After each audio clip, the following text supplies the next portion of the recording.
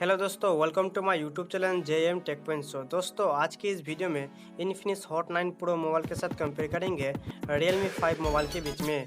दोस्तों, इन दोनों स्मार्टफोन की जो मार्केट डिफरेंस है आपको लगभग 500 रुपये के आसपास दिखने को मिलेगा। तो इसलिए आज की इस वीडियो में यही दोनों स्मार्टफोन के बीच फुल डिटेल्स कंपेयर करके देखेंगे आपको कौन सा स्मार्टफोन किस मार्केट प्राइस में आपको सबसे बेस्ट फीचर्स दे रहा है।